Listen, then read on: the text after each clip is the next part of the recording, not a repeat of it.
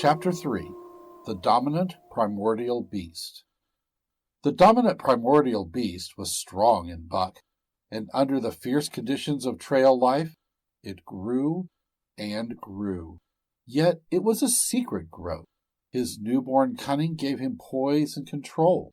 He was too busy adjusting himself to the new life to feel at ease, and not only did he not pick fights, but he avoided them whenever possible. A certain deliberateness characterized his attitude. He was not prone to rashness and precipitate action, and in the bitter hatred between him and Spitz, he betrayed no impatience, shunned all offensive acts. On the other hand, possibly because he divined in Buck a dangerous rival, Spitz never lost an opportunity of showing his teeth. He even went out of his way to bully Buck, striving constantly to start the fight, which could end only in the death of one or the other. Early in the trip, this might have taken place had it not been for an unwanted accident. At the end of this day, they made a bleak and miserable camp on the shore of Lake Le Barge. Driving snow, a wind that cut like a white-hot knife, and darkness had forced them to grope for a camping place. They could hardly have fared worse. At their backs rose a perpendicular wall of rock, and Perrault and Francois were compelled to make their fire and spread their sleeping robes on the ice of the lake itself. The tent they had discarded at Daia in order to travel light. A few sticks of driftwood furnished them with a fire that thawed down through the ice and left them to eat supper in the dark. Close in under the sheltering rock, Buck made his nest. So snug and warm was it that he was loath to leave it when Francois distributed the fish which he had first thawed over the fire. But when Buck finished his ration and returned, he found his nest occupied. A warning snarl told him that the trespasser was Spitz. Till now, Buck had avoided trouble with his enemy, but this was too much. The beast in him roared. He sprang upon Spitz with a fury which surprised them both, and Spitz particularly, for his whole experience with Buck had gone to teach him that his rival was an unusually timid dog, who managed to hold his own only because of his great weight and size. Francois was surprised, too, when they shot out in a tangle from the disrupted net, and he divined the trouble of the cause. "Ah, ah, ah!" he cried to Buck. "Give it to him, by gar! Give it to him, the dirty thief!" Spitz was equally willing. He was crying with sheer rage and eagerness as he circled back and forth for a chance to spring in. Buck was no less eager and no less cautious, as he likewise circled back and forth for the advantage. But it was then that the unexpected happened, the thing which projected their struggle for supremacy far into the future, past many a weary mile of trail and toil. An oath from Perrault, the resulting impact of a club upon a bony frame, and a shrill yelp of pain heralded the breaking forth of pandemonium. The camp was suddenly discovered to be alive with skulking furry forms, starving huskies, 4 or 5 score of them, who had scented the camp from some Indian village. They had crept in while Buck and Spitz were fighting, and when the 2 men sprang among them with stout clubs, they showed their teeth and fought back. They were crazed by the smell of the food. Perrault found one with head buried in the grub box. His club landed heavily on the gaunt ribs, and the grub box was capsized onto the ground. On the instant, a score of the famished brutes were scrambling for the bread and bacon. The clubs fell upon them unheeded. They yelped and howled under the rain of blows, but struggled none the less madly till the last crumb had been devoured. In the meantime, the astonished team dogs had burst out of their nests, only to be set upon by the fierce invaders. Never had Buck seen such dogs.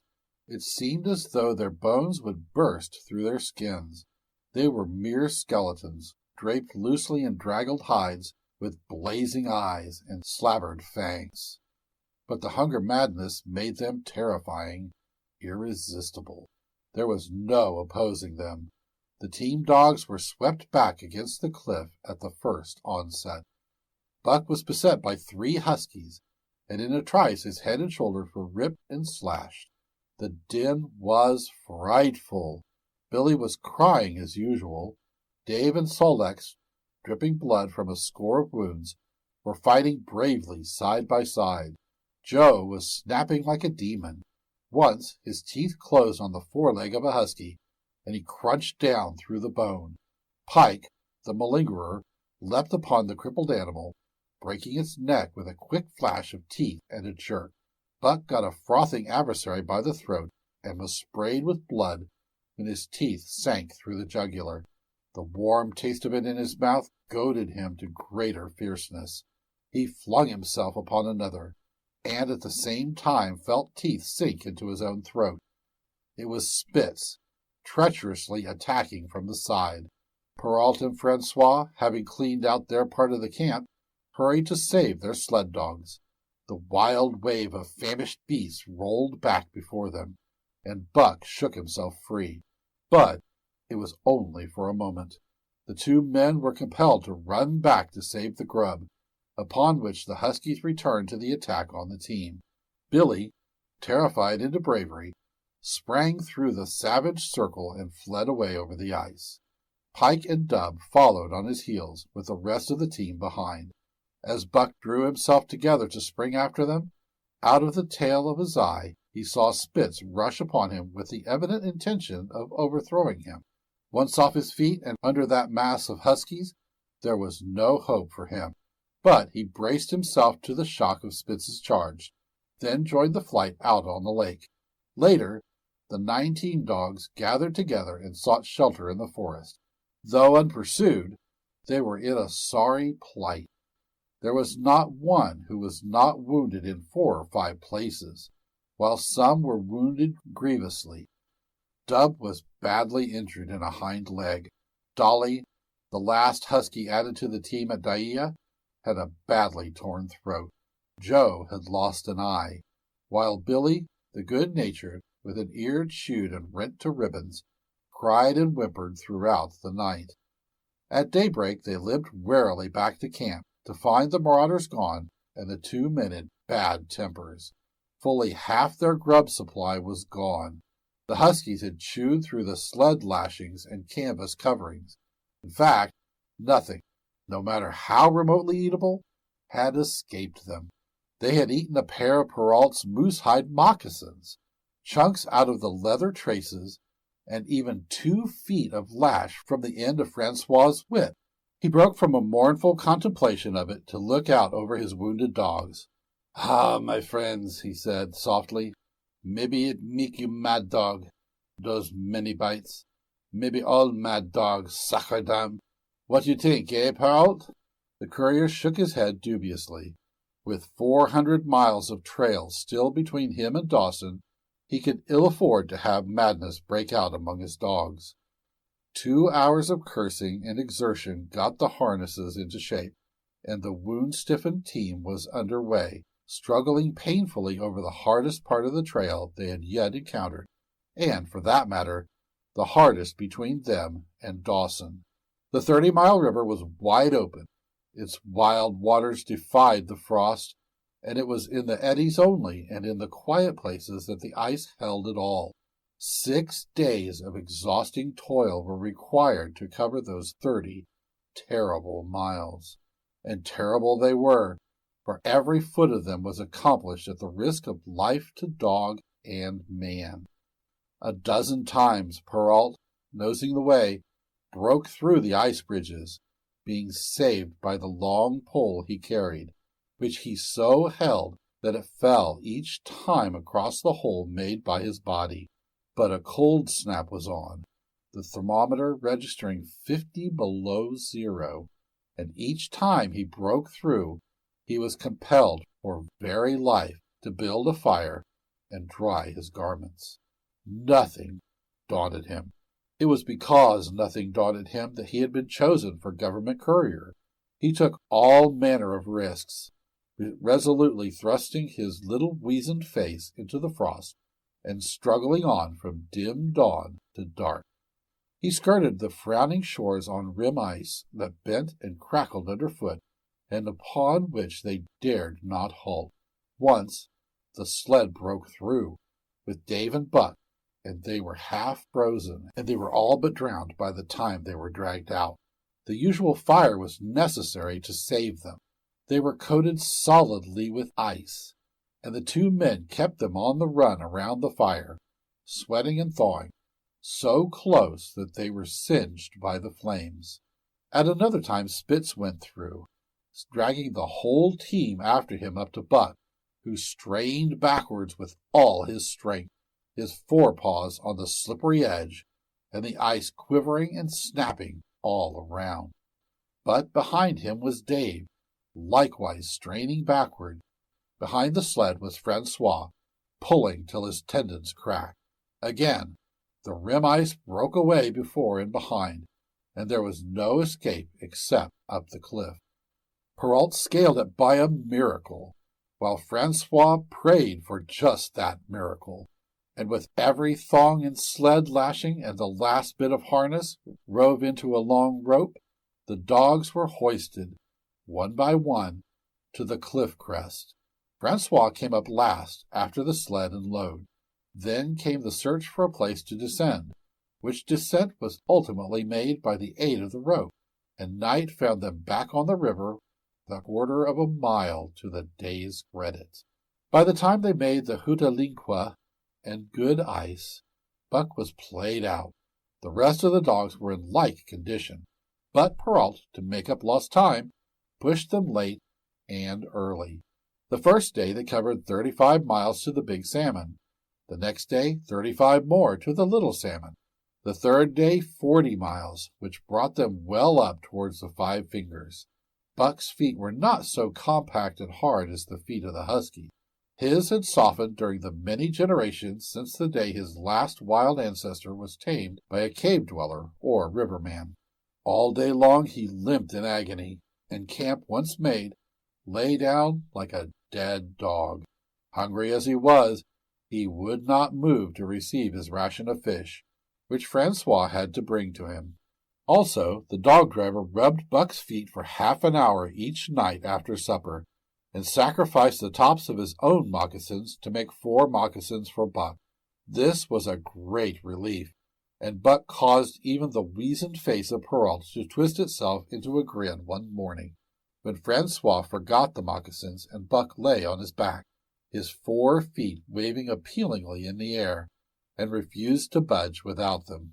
Later his feet grew hard to the trail, and the worn-out footgear was thrown away.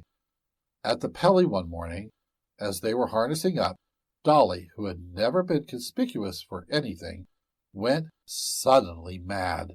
She announced her condition by a long, heart-breaking wolf howl that sent every dog bristling with fear, then sprang straight for Buck. He had never seen a dog go mad, nor did he have any reason to fear madness. Yet he knew that here was horror, and fled away from it in a panic. Straight away he raced, with Dolly, panting and frothing, one leap behind.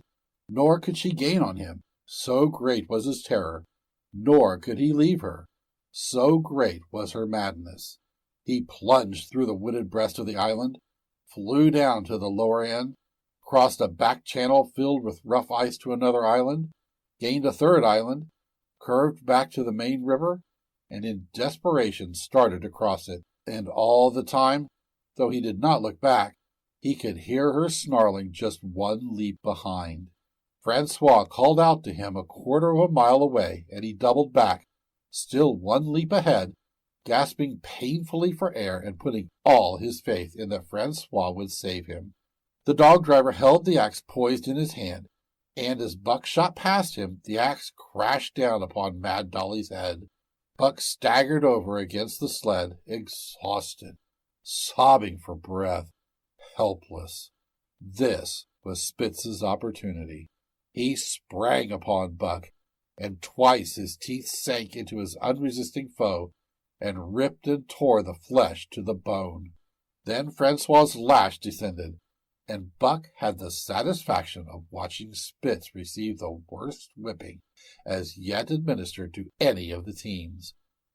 "One devil that Spitz," remarked Perrault. "Some damn day him kill that buck." "Dat buck two devils," was Francois's rejoinder. "All dem time I watch dat buck I know for sure. Listen, some damn fine day him get mad like hell, and dem chew dat Spitz all up and spit him out in de snow. Sure, I know." From then on, it was war between them. Spitz, as lead dog, an acknowledged master of the team, felt his supremacy threatened by this strange Southland dog. And strange Buck was to him, for of the many Southland dogs he had known, not one had shown up worthily in camp and on trail. They were all too soft, dying under the toil, in frost and starvation. Buck was the exception. He alone endured and prospered, matching the husky in strength, savagery, and cunning. Then he was a masterful dog, and what made him dangerous was the fact that the club of the man in the red sweater had knocked all blind pluck and rashness out of his desire for mastery. He was preeminently cunning, and could bide his time with a patience that was nothing less than primitive. It was inevitable that the clash for leadership should come. Buck wanted it. He wanted it because it was his nature, because he had been gripped tight by that nameless, incomprehensible pride of the trail and trace, that pride which holds dog in the toil to the last gasp, which lures them to die joyfully in the harness, and breaks their hearts if they are cut out of the harness. This was the pride of Dave as wheel dog, of Sol-leks as he pulled with all his strength, the pride that laid hold of them at break of camp, transforming them from sour and sullen brutes into straining, eager, ambitious creatures, the pride that spurred them on all day and dropped them at pitch of camp at night, letting them fall back into gloomy unrest and uncontent.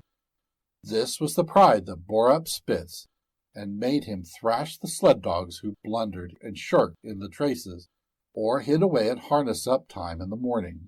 Likewise, it was this pride that made him fear Buck as a possible lead dog, and this was Buck's pride, too. He openly threatened the other's leadership. He came between him and the shirks he should have punished, and he did it deliberately. One night there was a heavy snowfall, and in the morning Pike, the malingerer, did not appear. He was securely hidden in his nest under a foot of snow. Francois called him and sought him in vain.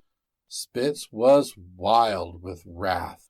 He raged through the camp, smelling and digging in every likely place, snarling so frightfully that Pike heard and shivered in his hiding place. But when he was at last unearthed, and Spitz flew at him to punish him, Buck flew with equal rage in between. So unexpected was it, and so shrewdly managed, that Spitz was hurled backward and off his feet. Pike, who had been trembling abjectly, took heart at this open mutiny, and sprang upon his overthrown leader. Buck, to whom fair play was a forgotten code, likewise sprang upon Spitz. But Francois, chuckling at the incident while unswerving in the administration of justice, brought his lash down upon Buck with all his might. This failed to drive Buck from his prostrate rival, and the butt of the whip was brought into play. Half stunned by the blow, Buck was knocked backwards, and the lash laid upon him again and again, while Spitz soundly punished the many times offending Pike. In the days that followed, as Dawson grew closer and closer, Buck still continued to interfere between Spitz and the culprits. But he did it craftily, when Francois was not around. With the covert mutiny of Buck, a general insubordination sprang up and increased. Dave and Sol-leks were unaffected, but the rest of the team went from bad to worse. Things no longer went right. There was continual bickering and jangling. Trouble was always afoot, and at the bottom of it was Buck. He kept Francois busy, for the dog-driver was in constant apprehension of the life-and-death struggle between the two which he knew must take place sooner or later. And on more than one night the sounds of quarreling and strife among the other dogs turned him out of his sleeping robe, fearful that Buck and Spitz were at it. But the opportunity did not present itself, and they pulled into Dawson one dreary afternoon, with a great fight still to come. Here were many men and countless dogs, and Buck found them all at work. It seemed the ordained order of things that dogs should work. All day they swung up and down the main street in long teams, and in the night their jingling bells still went by. They hauled cabin logs and firewood, freighted up to the mines, and did all manner of work that horses did in the Santa Clara Valley. Here and there Buck met Southland dogs, but in the main they were the wild wolf husky breed. Every night, regularly, at 9, at 12, at 3, they lifted a nocturnal song, a weird and eerie chant, in which it was Buck's delight to join. With the aurora borealis flaming coldly overhead, or the stars leaping in the frost dance, and the land numb and frozen under its pall of snow, this song of the huskies might have been the defiance of life, only it was pitched in minor key, with long-drawn wailings and half-sobs, and was more the pleading of life, the articulate travail of existence. It was an old song, old as the breed itself, one of the first songs of the younger world in a day when songs were sad. It was invested with the woe of unnumbered generations, this plaint by which Buck was so strangely stirred. When he moaned and sobbed, it was with the pain of living that was of old the pain of his wild fathers, and the fear and mystery of the cold and dark that was to them fear and mystery. And that he should be stirred by it marked the completeness with which he harked back through the ages of fire and roof to the raw beginnings of life and the howling ages. 7 days from the time they pulled into Dawson, they dropped down the steep bank by the barracks to the Yukon Trail and pulled for Dyea and Saltwater. Perrault was carrying dispatches, if anything, more urgent than those he had brought in. Also, the travel pride had gripped him, and he purposed to make the record trip of the year. Several things favored him in this. The week's rest had recuperated the dogs and put them in thorough trim. The trail they had broken into the country was packed hard by later journeyers. And further, the police had arranged in 2 or 3 places deposits of grub for dog and man, and he was traveling light. They made 60 Mile, which is a 50-mile run, on the first day, and the second day saw them booming up the Yukon well on their way to Pelly. But such splendid running was achieved not without great trouble and vexation on the part of Francois. The insidious revolt led by Buck had destroyed the solidarity of the team. It no longer was as one dog leaping in the traces. The encouragement Buck gave the rebels led them into all kinds of petty misdemeanors. No more was Spitz a leader greatly to be feared. The old awe departed, and they grew equal to challenging his authority. Pike robbed him of half a fish one night, and gulped it down under the protection of Buck. Another night Dub and Joe fought Spitz and made him forego the punishment they deserved. And even Billy, the good-natured, was less good-natured, and whined not half so placatingly as in former days. Buck never came near Spitz without snarling and bristling menacingly. In fact, his conduct approached that of a bully, and he was given to swaggering up and down before Spitz's very nose. The breaking down of discipline likewise affected the dogs in their relations with one another. They quarreled and bickered more than ever among themselves, till at times the camp was a howling bedlam. Dave and Solix alone were unaltered, though they were made irritable by the unending squabbling. Francois swore strange, barbarous oaths, and stamped the snow in futile rage, and tore his hair. His lash was always singing among the dogs, but it was of small avail. Directly his back was turned, and they were at it again. He backed up Spitz with his whip, while Buck backed up the remainder of the team. Francois knew he was behind all the trouble, and Buck knew he knew. But Buck was too clever ever again to be caught red-handed. He worked faithfully in the harness, for the toil had become a delight to him.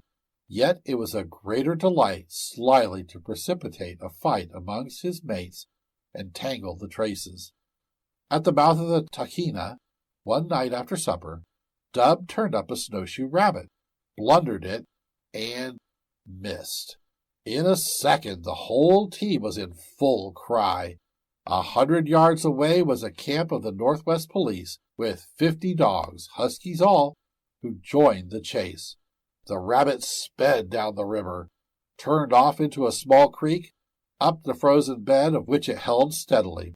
It ran lightly on the surface of the snow, while the dogs plowed through by main strength. Buck led the pack, 60 strong, around bend after bend, but he could not gain. He lay down low to the race, whining eagerly, his splendid body flashing forward, leap by leap, in the wan white moonlight. And leap by leap, like some pale frost wraith, the snowshoe rabbit flashed on ahead. All that stirring of old instincts which at stated periods drives men out of the sounding cities to forest and plain to kill things by chemically propelled leaden pellets, the bloodlust, the joy to kill, all this was Buck's, only it was infinitely more intimate. He was ranging at the head of the pack, running the wild thing down, the living meat, to kill with his own teeth and wash his muzzle to the eyes in warm blood. There is an ecstasy that marks the summit of life, and beyond which life cannot rise. And such is the paradox of living. This ecstasy comes when one is most alive, and it comes as a complete forgetfulness that one is alive. This ecstasy, this forgetfulness of living, comes to the artist, caught up and out of himself in a sheet of flame. It comes to the soldier, war-mad on a stricken field and refusing quarter. And it came to Buck, leading the pack, sounding the old wolf cry, straining after the food that was alive, and that fled swiftly before him through the moonlight. He was sounding the deeps of his nature, and of the parts of his nature that were deeper than he, going back into the womb of time. He was mastered by the sheer surging of life, the tidal wave of being, the perfect joy of each separate muscle, joint, and sinew, in that it was everything that was not death, that it was aglow and rampant, expressing itself in movement, flying exultantly under the stars and over the face of dead matter that did not move. But Spitz, cold and calculating even in his supreme moods, left the pack and cut across a narrow neck of land where the creek made a long bend around. Buck did not know of this, and as he rounded the bend, the frost wraith of a rabbit still flitting before him, he saw another and larger frost wraith leap from the overhanging bank into the immediate path of the rabbit. It was Spitz. The rabbit could not turn, and as the white teeth broke its back in midair, it shrieked as loudly as a stricken man may shriek. At sound of this, the cry of life plunged down from life's apex into the grip of death. The fall pack at Buck's heels raised a hell's chorus of delight. Buck did not cry out. He did not check himself, but drove in upon Spitz, shoulder to shoulder, so hard that he missed the throat. They rolled over and over into the powdery snow. Spitz gained his feet almost as though he had not been overthrown, slashing Buck down the shoulder and leaping clear. Twice his teeth clipped together like the steel jaws of a trap as he backed away for better footing, with lean and lifting lips that writhed in snarls. In a flash, Buck knew it. The time had come. It was to the death. As they circled about, snarling, ears laid back, keenly watching for the advantage, the scene came back to Buck with a sense of familiarity. He seemed to remember it all. The white woods, and earth, and moonlight, and the thrill of battle. Over the whiteness and silence brooded a ghostly calm. There was not the faintest whisper of air. Nothing moved, not a leaf quivered, the visible breaths of the dogs rising slowly and lingeringly in the frosty air. They had made short work of the snowshoe rabbit, these dogs that were ill-tamed wolves, and they were now drawn up in an expectant circle. They, too, were silent, their eyes only gleaming, and their breaths drifting slowly upward. To Buck, it was nothing new or strange, this scene of old time.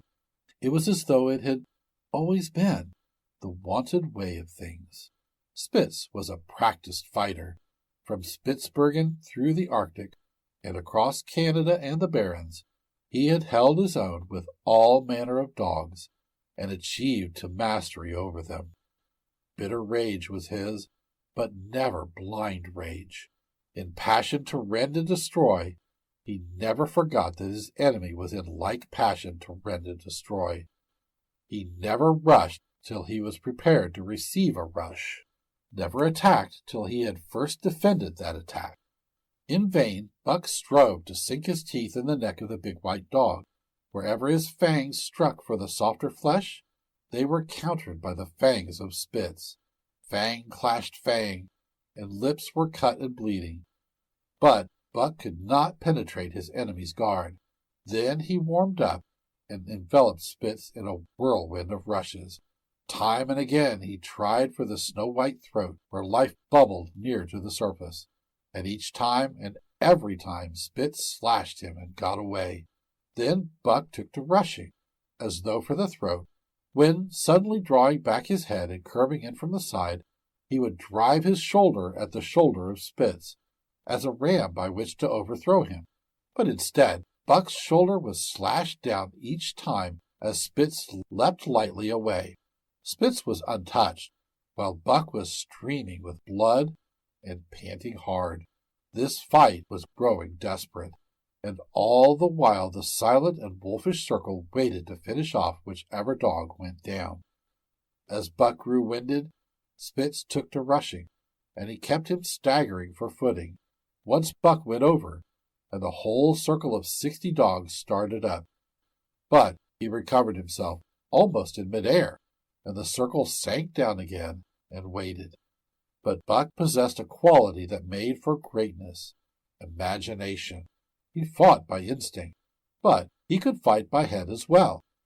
He rushed, as though attempting the old shoulder trick, but at the last instant swept low to the snow and in. His teeth closed on Spitz's left foreleg. There was a crunch of breaking bone, and the white dog faced him on 3 legs. Thrice he tried to knock him over, then repeated the trick and broke the right foreleg. Despite the pain and helplessness, Spitz struggled madly to keep up. He saw the silent circle with gleaming eyes, lolling tongues, and silvery breaths drifting upward, closing in upon him, as he had seen similar circles close in upon beaten antagonists in the past. Only this time he was the one who was beaten. There was no hope for him. Buck was inexorable. Mercy was a thing reserved for gentler climes. He maneuvered for the final rush. The circle had tightened till he could feel the breaths of the huskies on his flanks. He could see them, beyond Spitz and to either side, half crouching for the spring, their eyes fixed upon him. A pause seemed to fall. Every animal was motionless as though turned to stone. Only Spitz quivered and bristled as he staggered back and forth, snarling with horrible menace, as though to frighten off impending death. Then Buck sprang in and out. But while he was in, shoulder had at last squarely met shoulder. The dark circle became a dot on the moon-flooded snow as Spitz disappeared from view. Buck stood and looked on, the successful champion, the dominant primordial beast who had made his kill and found it good.